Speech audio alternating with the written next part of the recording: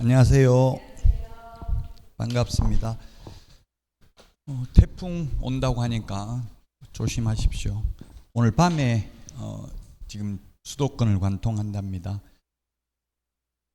자, 오늘 공부해야 될 내용 9문제 정도 출제되는데, 지난주에 했던 게 중개보수가 2문제, 행정처분 2문제, 행정벌 2문제 해서 6문제, 협회 1문제, 7문제, 교육제도, 보상금, 여기서 한 2문제 정도 나오니까 8문제에서 9문제 정도 출제됩니다. 그리고 오늘 하는 내용도 9문제, 작년에 9문제 출제됐습니다. 32회 때는 7문제 출제됐고요. 자, 그래서 부동산 거래 신고제도, 그 다음에 해제 신고, 주택 임대차 신고, 이런 내용들을 보고요. 그 다음에 보상금, 외국인 특례, 특례라는 건 외국인 특별히 예외, 외국인이 취득할 경우, 그 다음에 토지거래 허가제도, 이런 내용들을 보도록 하겠습니다.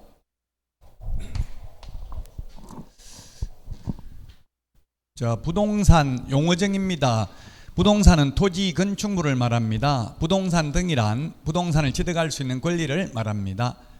그래서 결론은 뭐냐면 임목, 공장재단, 광업재단은 부동산 거래 신고 대상물은 아니라는 이야기입니다. 부동산 거래 신고는 매매만 신고합니다. 임대차도 부동산 거래 신고한다라고 하면 X입니다.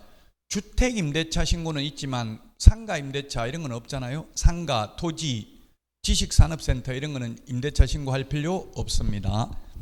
자, 그 다음에 임대차 신고할 때 임대차 계약 당사자란 임대인과 임차인을 말하며 외국인을 포함한다. 외국인을 포함한다는 말은 외국인도 주택 임대차 신고해야 되고 부동산 거래 신고해야 된다는 뜻입니다. 신고 대상 계약은 토지 건축물, 입주권, 분양권, 매매 계약, 그리고 공급 계약. 공급 계약은 우리 암기 프린터 12번에 있는데요. 8개 법률입니다. 건공도시, 빈산주택, 이 8개 법률에 의한 공급계약, 부동산 거래 신고해야 됩니다. 그 2차 과목은 사실은 단순히 암기 과목이기 때문에 충분히 지금 점수 안 나와도 고득점 가능합니다. 아직도 시간이 많이 남았기 때문에 건축물의 분양에 관한 법률, 공공주택특별법, 도시 및 주거환경정비법, 도시개발법, 빈집 및 소규모 주택 정비에 관한 특례법, 산업입지 및 개발에 관한 법률, 주택법, 택지개발 촉진법, 이 8개 법률에 의한 공급계약, 즉 아파트 분양받아도 부동산 거래 신고해야 되고 그 아파트 분양권을 전매할 때도 부동산 거래 신고해야 됩니다. 자, 주택임대차 신고 절차, 지금 이론도 하고 문제도 풀고 이렇기 때문에 조금 약간 여러분들이 빠르다고 느낄 수는 있는데 빠르다고 생각되면은 내가 아직 공부가 덜 됐다 이렇게 스스로 위로를 하셔야 돼요. 천천히 하면서 이론도 다 자세하게 하고 문제도 전부 다 풀고 이렇게 하기는 사실상 불가능하거든요. 원래는 문제만 풀어야 되는데 또 문제만 풀면 전혀 이론이 안 돼 있을 수도 있기 때문에 둘 다 하다 보니까 좀 혹시 빠르다는 느낌이 들면 이야기해 주세요. 제가 말하면 또 그날은 좀 천천히 하니까. 자, 매매 계약입니다. 부동산 거래 신고는 매매 계약만 신고하고 임대차는 신고 안 하고 교환, 증여 계약도 신고 대상 아니다. 계약일로부터 30일 이내 신고관청에 신고합니다. 거래 당사자가 신고하는데 국가 등이 일방 당사자면 국가 등이 신고합니다. 중개 거래일 경우는 개업공개사가 신고하고요. 신고하면 지체 없이 신고 필증을 발급해주고 신고 필증 받으면 금인받은 것으로 봅니다. 그 다음에 해제되면 해제 등이 확정된 날로부터 30일 이내 해제 신고를 해야 되고요. 금정체계 구축 운영은 국토부 장관이고 그 금정체계에 의해서 실거래 가격을 검증하는 사람은 신고관청입니다. 검증 결과를 세무서장에게 통보해야 되고요. 그 다음에 신고관청은 조사를 해야 됩니다. 신고 내용에 대해서 조사를 해가지고 법령을 위반한 경우 관계기관에 고발하거나 또는 통보할 수 있습니다. 그리고 그 결과를 신고관청은 시도지사에게 보고해야 되는데 며칠까지 언제 보고해야 된다는 규정 없고요. 다만 시도지사는 매월 1회 국토부 장관에게 보고해야 됩니다. 그래서 지금은 문제를 풀면서 역으로 문제 이해 안 되면 이론을 가서 찾아보고 자꾸 이렇게 해야 되겠죠. 답만 암기를 하지 말고 왜 그런지 이론을 찾아봐야 됩니다. 자, 신고는 계약일로부터 30일입니다. 잔금일로부터 반대급부 이행을 완료한 날로부터 X, 계약일로부터 30일이고요. 조금 전에 했던 거 또다시 반복입니다. 직거래는 거래 당사자 공동, 일방 당사자가 국가인 경우는 국가 등이 신고를 합니다. 그리고 한 명이 신고를 거부하면 다른 일방이 단독으로 신고할 수 있습니다. 단독으로 신고할 경우에는 사유서와 계약서 사본을 첨부하러 가야 되기 때문에 방문 신고만 가능하고 전자문서는 불가능입니다. 중개거래인 경우는 계약 일방 당사자가 국가 등인 경우에도 국가 등이 신고하는 게 아니라 중개거래인 경우는 개업공개사가 신고를 합니다. 공동중개를 했을 경우 거기에 관여한 모든 개업공개사가 공동으로 신고를 해야 됩니다. 공동으로 신고해야 된다는 말은 신고서의 서명 또는 날인을 공동으로 해야 된다는 취지고, 제출은 1인이 제출하면 됩니다. 제출은 한 명이 제출하면 됩니다. 자, 신고해야 될 사항, 우리 암기 프린터 13번에 있죠. 입자, 실종, 중개인, 기소. 입자, 실종, 중개인, 기소. 암기 프린터 13번에 있어요? 암기상이니까 넘어가겠습니다. 이거는 여러분들이 암기해야 됩니다. 신고해야 될 사항. 자, 다만 법인이 주택을 취득하는 경우에는 특별히 법인이 투기하는 게 많이 적발돼 가지고, 왜냐하면 미성년자 이런 분들이 법인 만들어 가지고 형식적으로는 법인 해가지고 부모님 돈으로 가지고 투기하고 이런 것 때문에 이제 법인들에 대해서는 규제를 강화하고 있습니다. 법인이 취득하는 경우에는 부동산 거래 신고서 외에 법인 신고서를 하나 더 제출해야 됩니다. 2개 제출합니다. 거기에 뭘 신고하냐면 법인 등기 현황, 거래 상대방이 법인의 임원 또는 임원과 친족 관계인지 여부, 즉 이해관계에 있는지 여부를 신고해야 되고요. 자금 조달 계획도 신고를 해야 되고요. 그 다음에 투기과일지구인 경우는 증빙자료도 제출해야 됩니다. 자, 이거에 지금은 뭐 이게 규제지역이 다 철폐됐기 때문에 그렇게 중요하진 않은데 옛날 문재인 정부 때는 이게 중요한 내용이었죠. 근데 지금은 뭐 규제를 완화하는 측면에 있기 때문에 시험에 나올지는 모르겠습니다만은 어쨌든 조정 대상 지역이나 투기과일지구면 금액과 상관없이 자금 조달 계획을 제출해야 되고요. 비규제지역인 경우는 개인은 6억 이상, 법인은 지역과 금액과 상관없이 모든 거래에 대해서 자금 조달 계획을 제출해야 됩니다. 증빙자료는 투기과열지구만 모든 금액과 상관없이 모든 거래에 대해서 증빙자료를 제출해야 됩니다. 지금 서울의 일부 구만 투기과열지구고요. 다 폐지됐습니다. 나머지는. 자, 그 다음에 토지 취득 자금 조달 계획입니다. 자, 이렇게 지금 정부에서 규제하는 게 주택하고 토지를 규제하기 때문에 여러분들은 투자하려면 토지나 주택에 투자해야 되고요. 그 초보자들은 주택이 낫겠죠. 토지는 굉장히 또 분석을 많이 해봐야 됩니다. 좋은 토지인지 좋은 토지가 아닌지 알기도 어렵고요. 또 장기간 보유해야 되고 단기 차익을 노리기는 쉽지 않습니다. 토지의 경우는. 자, 어쨌든 그래도 토지는 오래 가지고 있으면 돈은 되겠죠. 토지의 경우. 그 지금 하면 안 되는 게, 지금 오늘도 뉴스에 그 아침에 손에 잡히는 경제에 나오던데, 지식산업센터, 지금 옛날에 잘 되던 지식산업센터, 생활형 숙박시설, 호텔, 뭐 펜션 이런 거 했다가는 거의 망할 가능성이 높다. 굉장히 지금 세입자도 구하기 못하고 텅텅 비어있대. 지식산업센터도 이자만 내고 있고. 특히 생활형 숙박시설도 오피스텔도 용도 변경 안 하면, 용도 변경 안 하고 주택으로 거주하면 이행강제금을 건축법 위반으로 1년에 10%씩 10년간 부과하겠다. 그럼 10년 지나면 그 분양가격 전부 다 이행강제금을 내게 되겠죠. 근데 그게 불가능한 게 지금 1%도 안 된대요. 생활형 숙박시설이 오피스텔로 용도 변경한 비율이 1%도 안 되는 비율이 100% 동의받아야 되는데, 수분양자 100%. 또 100% 분양 동의받아야 되는 것뿐만 아니라 또 규제가 달라요. 예를 들면 주차 대수라든지 이런 게 다르다고, 오피스텔하고 생활형 숙박시설하고. 그럼 주차장을 더 만들어야 되는데 그게 불가능이잖아요. 그렇다고 지하를 새로 더 팔 수도 없고. 그러니까 용도 변경이 안 되는 거예요 지금. 자, 어쨌든 토지는 수도권 등의 경우 1억 이상인 경우 그 다음에 비지분 거래인 경우, 수도권 외의 지역인 경우는 6억 이상인 경우 토지취득자금조달계획 제출해야 되고요. 지분 거래면 수도권은 금액과 상관없이 자금조달계획을 제출해야 됩니다. 수도권 등이란 수도권 광역시, 세종시를 수도권 등이라고 합니다. 이천은 수도권 등에 들어가요, 안 들어가요? 들어가죠. 수도권이란 서울 수도권 정비계획법 제2조에 보면 서울특별시, 인천광역시, 경기도 일원을 수도권이라 한다. 춘천이나 천안 이런 데는 수도권 아닙니다. 원주 이런 데는 뭐 서울하고 가깝다고 수도권이 아니라 수도권 정비계획법에 명확하게 용어를 정의하고 있습니다. 수도권 등 외의 지역은 6억 이상입니다. 지분거래든 비지분거래든. 근데 수도권은 지분거래는 금액과 상관없이 비지분거래는 1억 이상. 그럼 수도권은 왜 지분거래는 무조건 자금조달계획 제출해야 되냐 이렇게 하니까 기획부동산에게 사기당하는 걸 방지하기 위해서 이렇게 이야기를 하더라고요. 좀 논리적으로 그러면 비수도권에는 사기당해도 되냐 제가 이렇게 물어보니까 너무 깊은 건 묻지 말라 이러더라고요. 그렇게까지는 생각 안 해봤다. 자, 그 다음에 이 토지란 건축법상 사용 승인받은 건축물이 있는 필지 가격은 제외한다. 그럼 나대지를 말하는 거죠.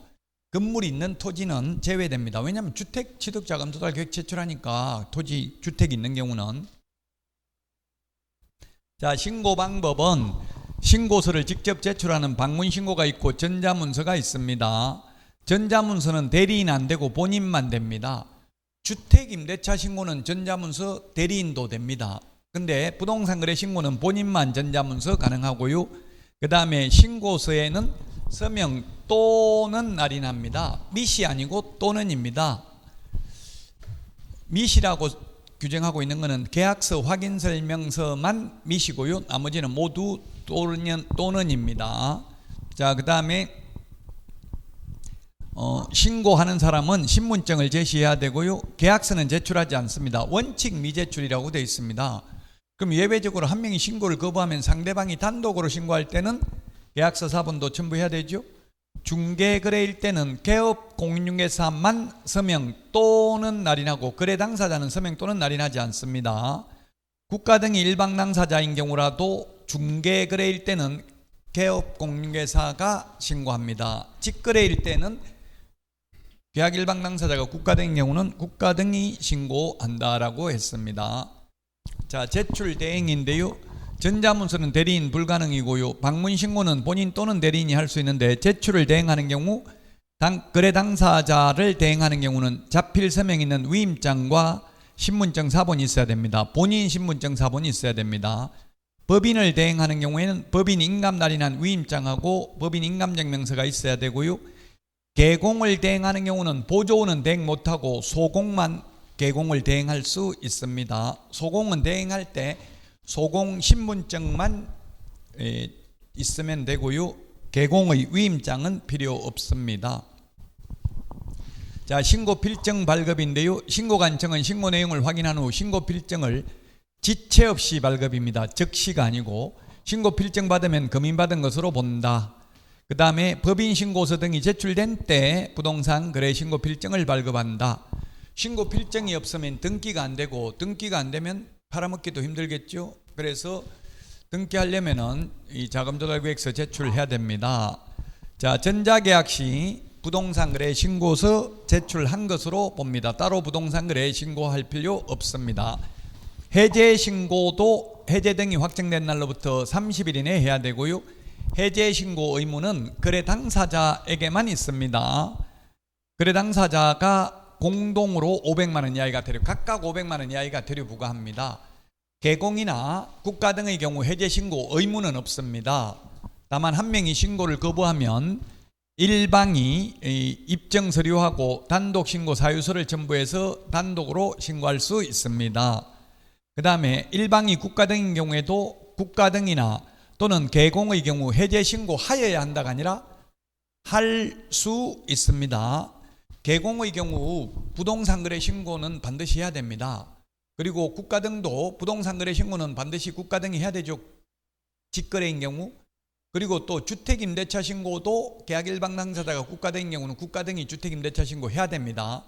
그러나 해제 신고는 해야 된다가 아니라 할 수 있다. 해제 신고 의무는 거래 당사자에게만 있습니다.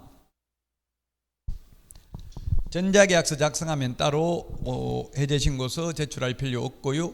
정정신청 암기 프린터 14번 주지사 종목 암기상이니까 넘어가겠습니다. 자, 법정 서식이 없습니다. 정정신청은 주소, 전화번호, 휴대전화번호는 단독으로 정정이 가능하므로 전자문서는 안 되고 방문신고만 가능합니다. 토지의 건축물의 종류는 정정이 되는데 토지의 종류, 부동산의 소재지, 지번, 성명, 주민등록번호는 정정이 불가능하다. 계약의 본질적 내용은 정정 불가능입니다. 그러면 정정하는 방법은 신고 필정에 정정사항을 표시하고 정정 부분에 서명 또는 날인하여 신고관청에 제출하면 되겠습니다. 정정 변경 신고 필정도 지체 없이 교부합니다. 자, 변경 신고 암기 프린트 15번 지분 변경 도면 가기. 무슨 대가리인지 몰라도 또 대가리 암기하라니까 대가리는 다 외웠는데 무슨 대가리인지는 하나도 모르겠다. 저보고 어떻게 하면 됩니까? 묻던데 그건 제가 해드릴 수가 없죠. 어떻게 하면 되는지 자꾸 문제 풀면서 찾아보고 연습을 해보셔야 돼요. 지분 변경 도면 가기 같이 시작. 거래 당사자 또는 개공이 신고서에 서명 또는 날인하여 계약서 확인설명서 빼고는 다 또는입니다. 신고관청에 제출하면 되고요. 면적 변경 없이 가격 변경하는 경우에는 계약서 사본을 제출해야 된다. 사본 제출하러 가야 되니까 전자문서 안 되고 정정 신청은 언제든지 되지만 변경 신고는 등기 신청 전에만 가능합니다. 자, 그러면 문제풀이 책 204페이지 3번 문제 보도록 하겠습니다. 자, 부동산 거래 신고서 작성에 관한 것으로 틀린 것인데요. 1번 틀렸네요. 공법상 이용 제한 거래 규제 요거는 확인 설명해야 될 내용이고 전속 중개 계약 시 정보 공개해야 될 내용입니다. 그래서 암기 프린트 5번 전속 중개 계약 시 정보 공개해야 될 내용, 6번 확인 설명해야 될 내용, 9번 계약서 필요 제기제 사항, 13번 부동산 거래 신고해야 될 사항, 요 4개 암기하면 2문제 시험에 나옵니다. 5번, 6번, 9번, 13번 4개 꼭 암기해야 됩니다. 2문제 시험에 나온다고요. 이것도 암기사항이죠. 공법상 이용자한 입자, 실종, 중개인, 기소 이렇게 암기했잖아요. 그게 공법상 이용제한 거래 규제는 없다고요. 따라서 1번이 정답이 되겠고요. 2번 해제 신고는 해제 등이 확정된 날로부터 30일, 부동산 거래 신고는 계약일로부터 30일, 주택임대차 신고도 계약일로부터 30일, 해제 신고는 해제 등이 확정된 날로부터 30일이 되겠습니다. 중개거래인 경우는 개업공개사의 인적사항과 등록한 중개사무소의 상호, 전화번호, 소재지도 신고사항에 해당된다. 중개거래인 경우 입자, 실종,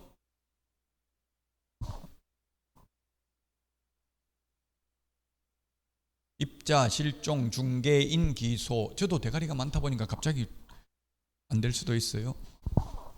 자, 그래서 3번 맞고요. 4번 공급계약, 분양인 경우 물건별 거래가격 및 총 실제 거래가격에 부가가치세를 포함한 금액을 적습니다.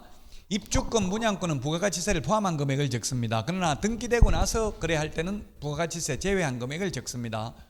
왜냐하면 오피스텔 같은 거는 부가가치세가 있잖아요. 주택도 85제곱미터 초과하는 경우는 부가가치세가 있죠. 분양가에. 대형 평수는 부가가치세가 포함되어 있어요.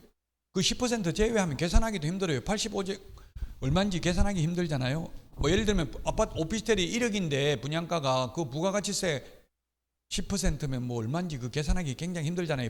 우리 만 원짜리 밥 사 먹으면 카드 보면은 뭐 9천 얼마는 그 밥값이고 나머지는 부가가치세라고 돼 있잖아요. 그 계산하기 힘들기 때문에 등기 안 된 상태에서는 부가가치세를 포함한 금액을 적고요. 등기된 이후에는 부가가치세를 제외한 금액을 적습니다. 그리고 또 부가가치세가 시험에 나올 수 있는 게 중개보수에는 부가가치세가 포함되어 있지 않습니다. 따라서 추가로 받아도 됩니다. 유권 해석이죠. 원래는 부가가치세라는 것은 특별히 옛날에 호텔에 가서 밥 먹으면 VAT 별도 이렇게 되어 있죠. VAT Value Added Tax 부가가치세 별도 이렇게 표시되어 있지 않는 한은 원래는 부가가치세가 재화가격에 포함되어 있는 게 원칙입니다. 그러나 중개보수에는 포함되어 있지 않다고 해석을 했고, 지금은 아예 서식에도 적혀 있습니다. 우리 그 공인중개사법 확인설명서 서식에 부가가치세 별도로 수령할 수 있다. 그 일반가세 사업자라면 10%, 간이가세 사업자라면 4% 받아도 됩니다. 부가가치세라는 표현이 두 번 나올 수 있습니다. 부가가치세 세율은 시험에 안 나오죠. 우리 세법에서 부가가치세가 시험 범위 아니잖아요. 그래서 부가가치세를 분양권, 입주권은 포함한 금액을 적고, 입주권, 분양권이 아니고 등기된 이유는 부가가치세 제외한 금액을 적는다. 계약 대상 면적에는 실제 거래 면적을 계산하여 적되, 건축물 면적은 집합 건물의 경우 전용 면적을, 집합 건물은 전용 면적, 그 밖의 건물은 연면적. 연면적은 각 층 바닥 면적 합계죠. 단독주택 3층짜리 있으면 1층부터 3층까지 합합 면적을 적어야 되고요. 그 다음에 아파트인 경우는 전용 면적을 적으면 되겠습니다. 1번이 정답이 되겠습니다. 자, 다음은 4번 문제 보겠습니다. 205페이지 4번 문제입니다. 틀린 것입니다. 자, 중개거래인 경우는 개공이 신고를 해야 됩니다. 직거래면 거래 당사자고요. 그 다음에 신고 필증 받으면 금인받은 것으로 보고요. 그 다음에 소속공개산 제출 대행할 수 있고 보조는 제출 대행할 수 없다.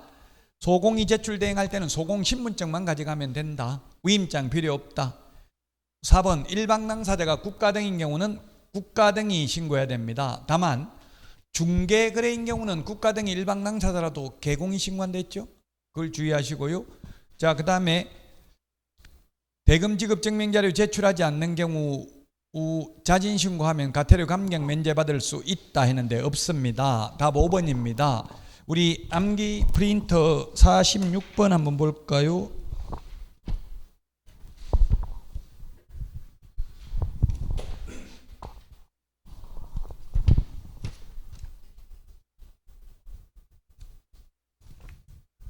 암기 프린터 47번에 있네요. 47번에 보니까 자진신고에도 감경 면제 대상이 아닌 거 6개 적혀져 있죠. 거기에 동그라미 3번에 보니까 거래대금 지급증명자료 미제출 있잖아요. 요거는 자진신고에도 면제 감경 대상 아니라고요. 그래서 답은 5번이 되겠습니다. 6가지 그 암기 프린터 47번에 있네요. 6개는 자진신고해도 면제 감경해 주지 않습니다.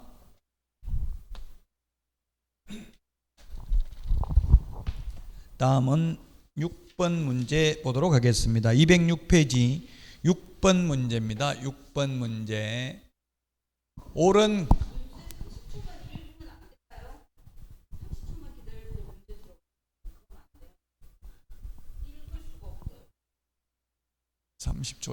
읽고 있도록 30초 달라고. 저는 가만히 있고 30초 동안 아무 말도 하지 말고. 그게 그렇게 하면 좋은데 집에서 좀 미리 예습을 하나도 안 풀어봤어요.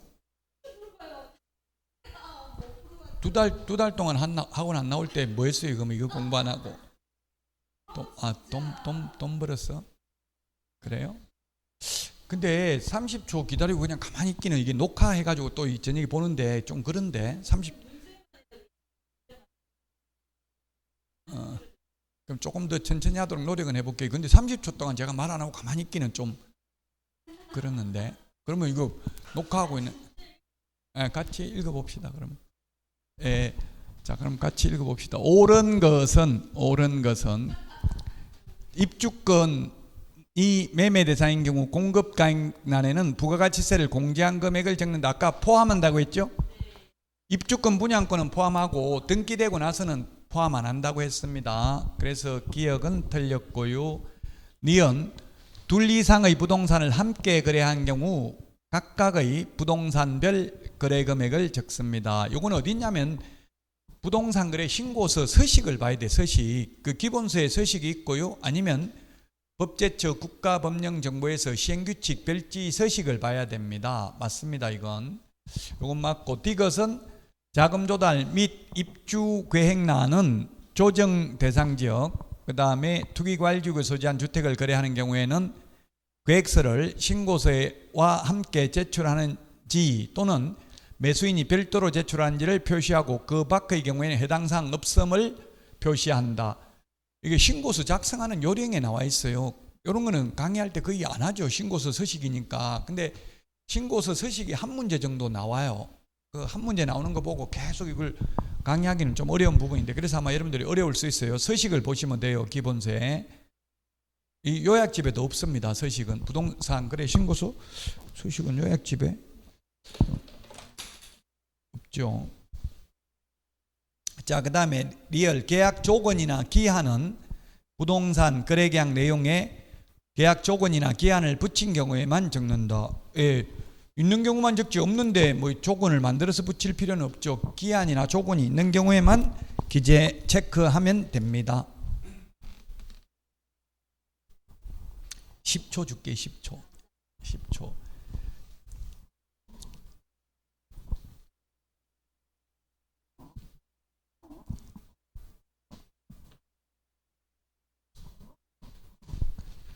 공무원으로 계시다가 퇴직하신 거 아니에요?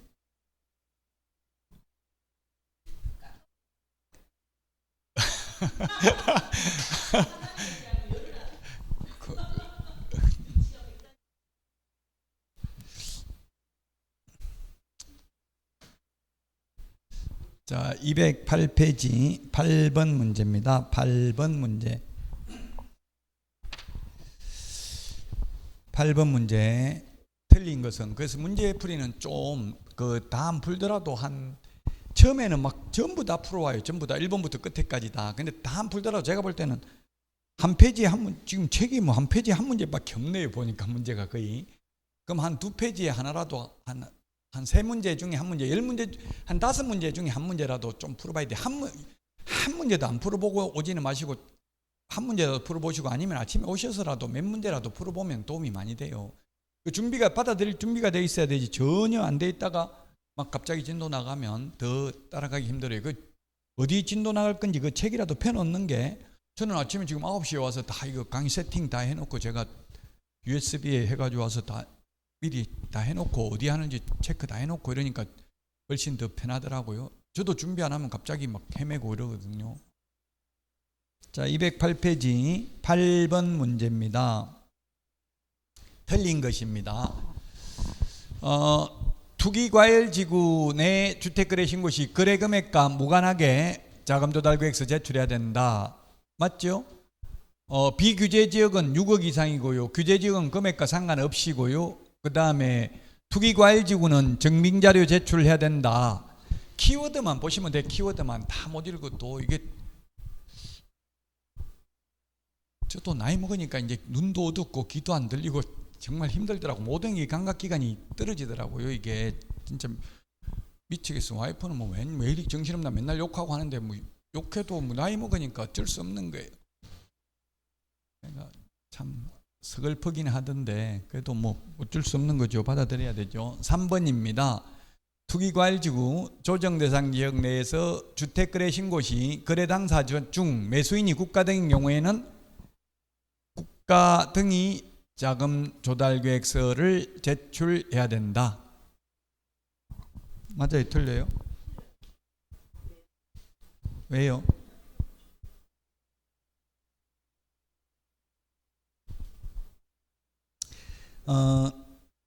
당사자 중 매수인이 국가 등인 경우는 자금 조달 계획서 제출 규정 적용을 배제합니다. 매수인 주택거래 신고 거래 당사 중 매수인이 국가가 산다고요. 국가는 공무원들은 사기 안 치잖아요. 자기 돈도 아니고 어차피 국가가 사기치는 건 아니죠.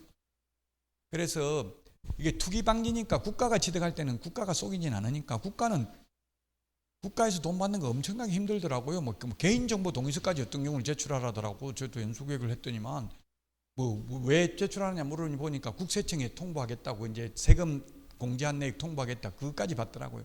그래서 제가 개인정보보호법에 법령에 규정이 있으면 그건 안 받아도 상관없는데, 알려주는데도 해야 되는데 뭐 깡 막혀가지고 그냥 자기 그대로만 하지 전혀 융통성은 없더라고요. 그 좋아요. 그렇게 원리 원칙대로 하는 게 좋죠. 답 3번입니다. 매수인이 국가인 경우, 국가가 사는 경우에는 국가는 사기치는 게 아니기 때문에 이게 증빙자료 제출하라는 거는 뭔가 이게 부모한테 돈 받아가지고 나무 돈 받아가지고 자기건처럼 투기하고 이렇게 세금 안 내고 이런 것 때문에 하는 거잖아요. 그래서 국가 등이 매수인인 경우는 자금조달계획서 제출을 안 해도 됩니다.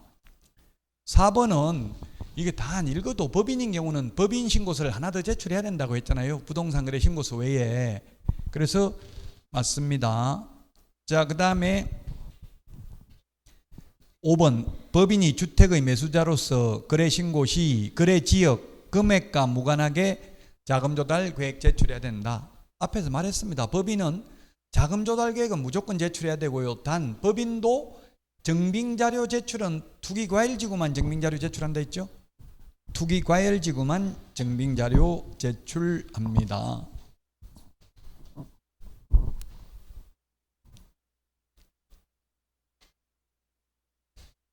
자, 210페이지 10번 문제입니다. 10번. 옳은 것입니다. 특히 이렇게 기출문제 되어 있는 것들이 거의 다 기출문제가 많아요. 이게 거의 다 기출문제예요, 책이. 저는 책 어렵게 만들진 않았어요. 괜히 쓸데없이 어렵게만 하면, 모의고사는 조금 쓸데없이라기는 아니지만 모의고사는 조금 어렵게 내거든요. 왜냐면 긴장하라고. 점수 안 나와요. 지금 점수 만약에 60점 이상 다 나와버리면 공부 안 하잖아요. 태만해지고 더 이상 뭐 할 필요 없다, 하산한다 이렇게 나와요. 이 문제 점수가 안 나와도 포기하고 잘 나와도 나중에 다 떨어져요. 공부를 안 하기 때문에 남은 기간. 그래서 이게 출판사에서는 약간 긴장하라고 조금 어렵게 낸다고, 실제 시험보다는. 근데 그걸 극복해야 되는데 그걸 못 참고 점수 안 나온다고 포기하거나 1차만 하고 이렇게 하는 거는, 1차 위주로 하는 거는 하더라도 일단 2차 수업도 다 들어야 돼요. 갑자기 나중에 한 과목만 뭐 열흘 동안 한 과목 한다고 점수 팍 어떤 분 보니까 민법 떼고 나서 가겠다.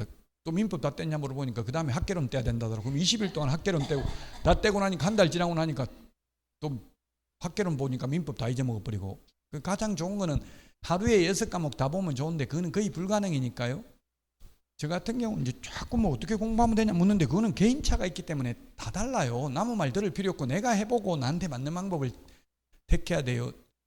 저 같은 경우는 이게 한 과목을 하루에 다 떼려면은 뭐 기본서를 다 읽을 수도 없고 600페이지가 넘는 걸. 그래서 그냥 모의고사 40회분을 저 같은 경우는 하루 종일 풀어봐서 전부 다 샅샅이 뒤져가지고 뭐가 틀리는지 그렇게 하니까 실력이 많이 늘더라고. 제가 공부할 때는. 저는. 근데 그게 무조건 옳은 방법이라고 볼 수는 없어요. 사람마다 다 다르기 때문에. 요즘 뭐 공부 어떻게 하면 됩니까? 공부 점수 안 나옵니다. 이렇게 인터넷에 묻는 분 많아요. 그래서 제가 죽으라고 하면 죽을 겁니까? 그거부터 답해보세요. 이렇게 하니까 재수 없다고. 이제 네 강의는 안 듣겠다. 뭐.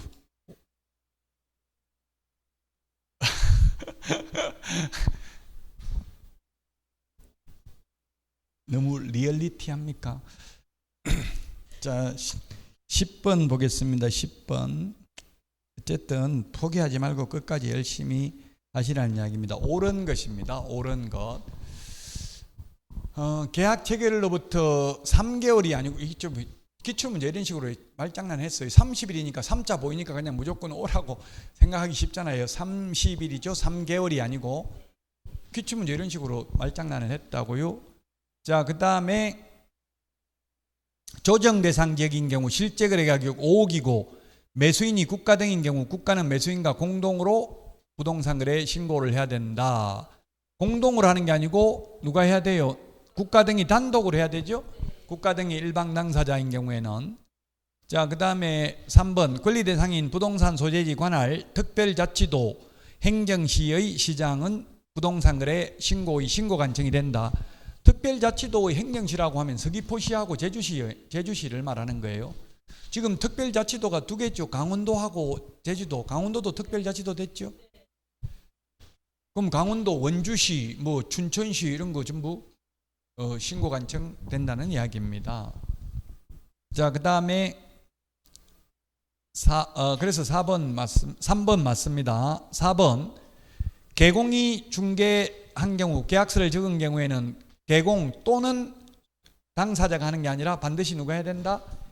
개공이 해야 된다고, 개업공개사가. 그래서 4번 틀렸습니다. 5번 부동산 거래계약을 신고하려는 개업공개사는 신고서에 서명 또는 날인하여 관할 등록관청에 제출해야 된다. 등록관청이 아니고 신고관청이죠. 신고관청입니다. 신고관청. 기출문제 이렇게 되어 있다고요. 근데 제가 쓴 책을 보고 다른 분들이 해설은 잘해놨네 이렇게 이야기하더라고. 해설은 잘해놨네. 이거는 뭐 다른 거는 잘못했다는 뉘앙스인 것 같아. 해설은 잘해놨네. 해설은 저는 지금 답이 몇 번이 3번이니까 3번 빼고 나머지는 다 해설해놨죠. 이런 식으로 해놨어. 옳은 것은 하면 틀린 거 다 해설해놨다고요. 틀린 것 했으면 그 틀린 것만 해설해놓고. 거의 그래서 한 문제가 한 페이지예요. 대부분 한 문제가 한 페이지. 해설을 자세하게 해놨기 때문에. 예.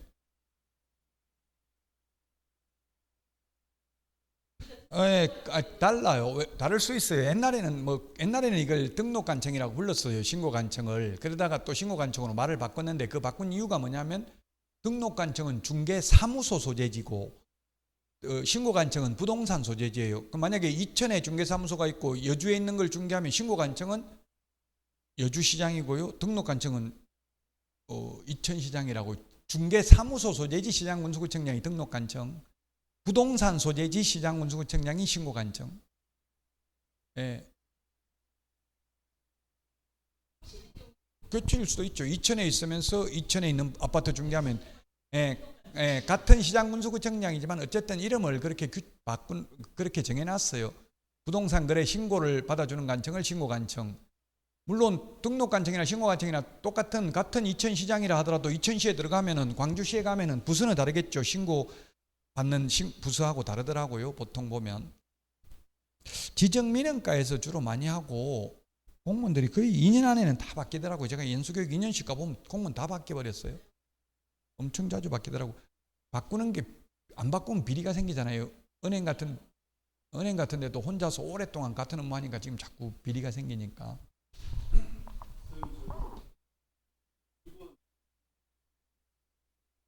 이번 금액과 상관없어요. 예, 상관없는데 기출문제에 그 당시 31회 때 나올 때는 금액이 상관이 있었어요. 3억 이상이었거든요. 옛날에는. 뭐 굳이 옛날 거 없어진 거 설명할 필요는 없는데 그래서 지금 5억이라고. 옛날에는 3억 이상이었거든요. 지금은 금액과 상관없어요. 금액과 상관없는데 지금 5억이고 이렇게 했으니까 뭐 사례니까 문제 잘못된 건 아니죠. 옛날엔 3억 이상이었고 지금은 금액과 상관없습니다. 옛날 거는 말하지 않겠습니다. 시험에 뭐 옛날에는 어땠는데 지금은 어떠냐 이렇게 묻지는 않거든요. 지금 것만 알면 됩니다.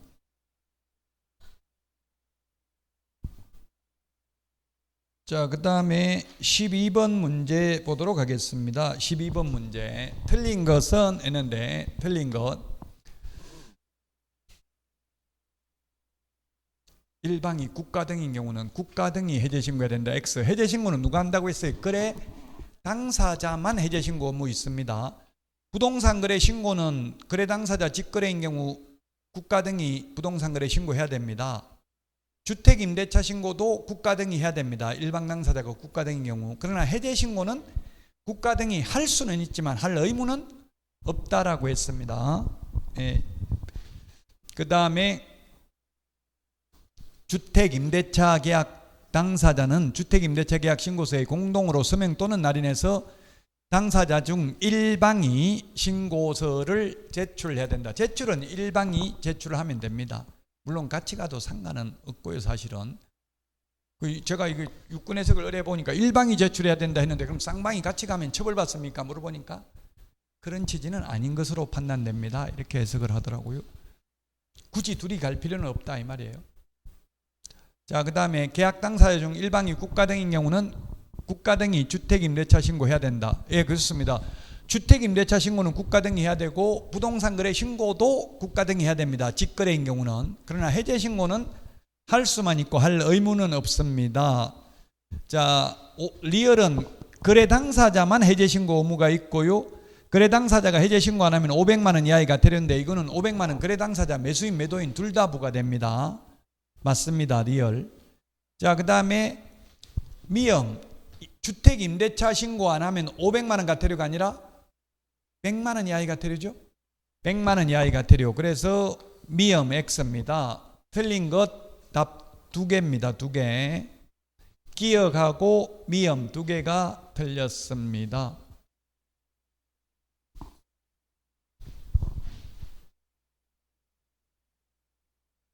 자, 다음은 15번 문제 보도록 하겠습니다. 15번도 이게 32회 때 기출문제입니다.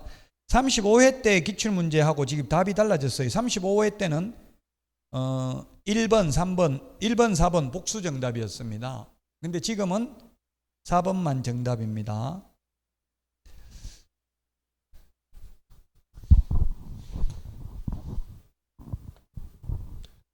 신고해야 되는 경우, 실입주 여부, 입주 여부, 자금 조달 계획 신고해야 되는 경우인데, 자, 투기과일지구면 금액과 상관없이 자금 조달 계획 신고해야 되죠. 실입주 여부. 자, 그 다음에 니은 규제지역 외의 경우에는 얼마라고 했어? 5억이 아니고 6억 이상이라고 했잖아요. 6억 이상. 오늘 아까 이론할 때 했잖아요. 6억 이상. 그래서 니은은 자금 조달 계획 신고해야 될 거 아닙니다. 자, 이게 디귿이 문제가 됐었는데요. 그래서 이게 아예 법을 바꿨습니다. 이게 32회 때 복수 정답이 되면서 갑이 주택법상 투기과일지구에 소재하는 정소유의 주택을 실제 거래가격 10억으로 매수하는 경우, 정이 누굽니까? 여기 정이 국가 등이에요. 국가 등. 그래서 옛날에 32회 때는 뭐라고 돼 있었냐면, 계약 당사자 중 일방이 국가 등인 경우 자금 조달 계획 실입주 여부 신고할 필요 없다라고 돼 있었습니다.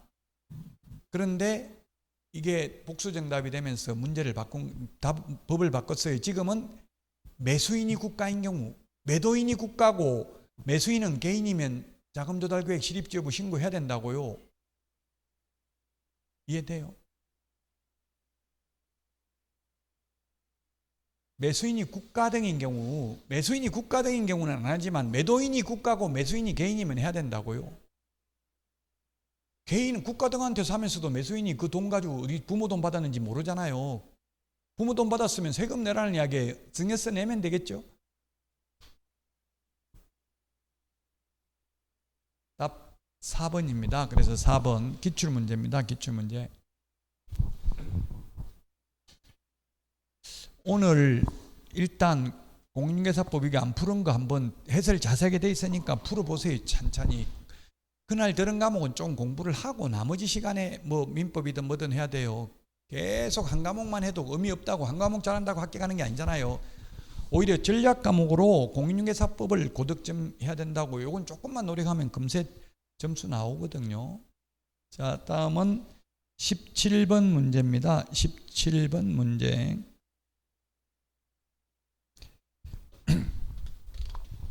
17번 문제 보겠습니다. 틀린 것입니다. 자, 거짓 신고한 경우 요거 바뀌었습니다. 옛날에 5%에서 10%로 바뀌었죠. 5%에서 10%로 바뀌었는데요. 우리 암기 프린터 내드린 거 이게 반영이 되어 있는지 한번 볼까요? 암기 프린터 51번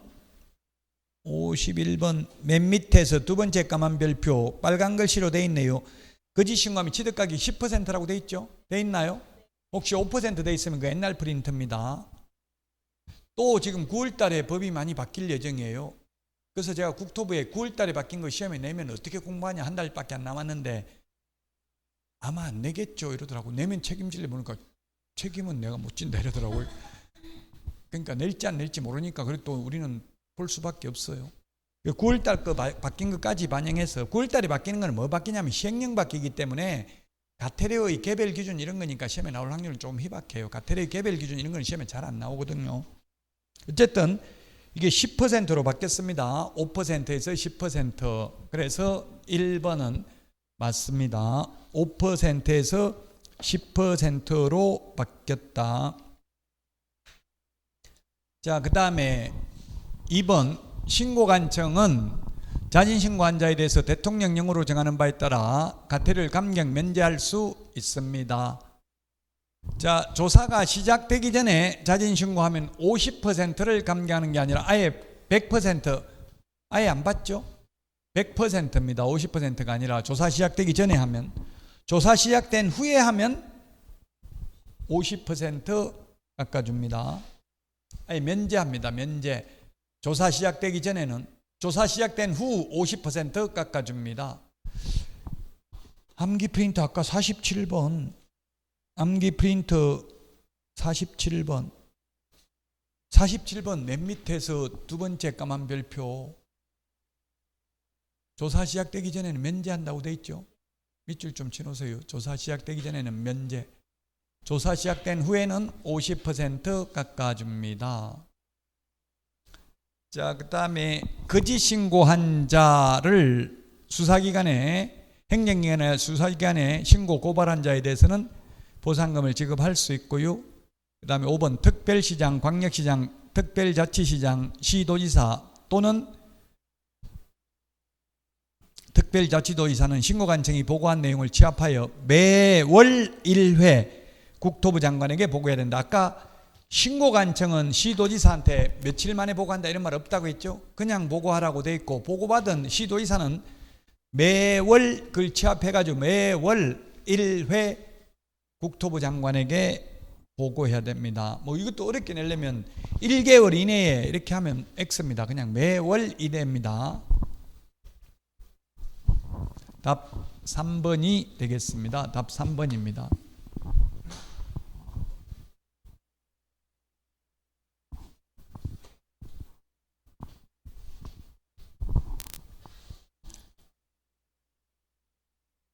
자, 다음은 19번 문제입니다. 217페이지 19번 문제인데요. 틀린 것인데, 거래 당사자가 다수인 경우 매수인 또는 매도인의 주소란에 각자의 거래 지분을 표시한다. 좀 이건 어렵죠. 부동산 거래 신고서 서식을 봐야 됩니다. 부동산의 종류가 건축물인 경우 건축법 시행령에 따른 용도별 건축물 종류를 적는다. 용도별 건축물 종류가 뭐라고 되어 있어요? 단독주택, 공동주택, 근린생활시설, 제1종 건생, 2종 건생 이런 거 있죠? 그런 거 적으면 되겠습니다. 자, 그 다음에 3번 거래 대상 면적에는 실제 거래 면적을 계산하여 적되 집합 건물의 경우 전용 면적과 공용 면적을 합산하는 게 아니라 전용 면적만 적죠. 그 외의 경우에는 아까 연면적을 적는다 했습니다. 연면적. 그래서 3번이 틀렸습니다. 공용 면적은 기재하지 않습니다. 엘리베이터 면적 이런 거 안 적잖아요. 계단 면적 이런 거는.